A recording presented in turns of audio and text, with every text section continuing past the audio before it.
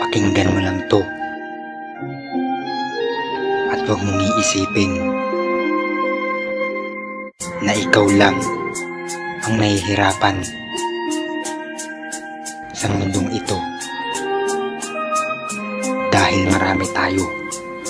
Ako yung isa sa mga batang lumaki ng mahirap, kaya pinangako ko sa sarili, tutuparin ko ang pangarap. Tandaan, bawal mapagod, kailangan ko magsumikap ng buhay ay bumusilak. Alam kong ito'y malalasap, pero gawin ko man lahat. Tila ba ako'y andito pa rin sa umpisa pangarap ko? Napakalayo pa sa akin kahit magsumikap ako, pagkat di ito dumadali, ngunit salit ang pagsuko, kahit kailan di yan sumagi. Kailangan lumaban para sa matayog na kinabukasan, umasang balang araw, pinto ng kahirapan mabuksan at tuluyang makalaya sa pagkakakulong sa hirap ng buhay. Kailangan mo pa mas tayugan pagsisikap, huwag ka lang panghihinaan ng loob, yan lang tatandaan. Ginawa ko ang awitin to para kahit saglit ay gumaan, mga hinain ng isa't isang matagal nang dinadala. Patuloy lang sa pangarap, alam ko meron ding mapapala.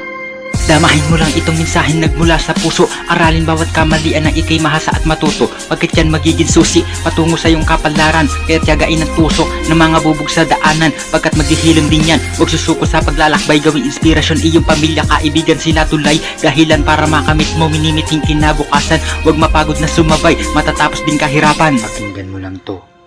Masdan mo mga gutom na kabataan sa lansangan na tinatawag na pulubi, pero sila din may pangalan, ginagawa nila lahat.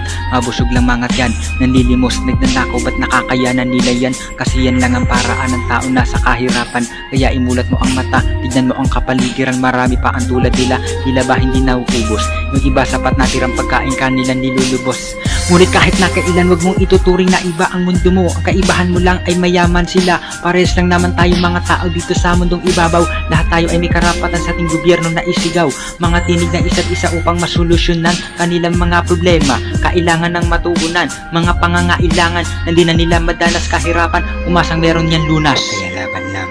Damahin mo lang itong mensahe nagmula sa puso, aralin bawat kamalian ng ikay mahasa at matuto, pagkat yan magiging susi patungo sa iyong kapalaran. Kaya tiyagain ang tusok ng mga bubog sa daanan, pagkat maghihilom din yan. Huwag susuko sa paglalakbay, gawing inspirasyon iyong pamilya, kaibigan, sila tulay, dahilan para makamit mo minimiting kinabukasan. Huwag mapagod na sumabay, matatapos din kahirapan. Diba ilang Pilipino na lumisan sa ating bayan, na nakipagsapalaran, nakipagsabayan, para lang may ipakain sa pamilya sa Pinas. Tinitiis lungkot sa dibdib, puso para bang pinilas. Kahit masakit iwan pamilya ay kailangan gawin nang matugunan mga pangangailangan. Sino ba may gusto sa ganitong klase ng sistema? Pansinin ng mga kababayan, hinaharap mga problema na nag-iisa, pero tanong, okay lang ba sila dun? Tinitiis ang hirap kahit nasa napakahabang panahon. Kailangan magsakripisyo dala na sobrang kahirapan. Ang tanong sa pamahalaan, bakit ganito kaganapan? Magsapat sana sahod para sa mga trabahador dito. Wala nang kailangan lumisan, lahat payapo sa bansang ito. Kung walang mayayaman tumatapak sa mabababa, bilang ng mga nagugutom sa bansa ito agad bababa.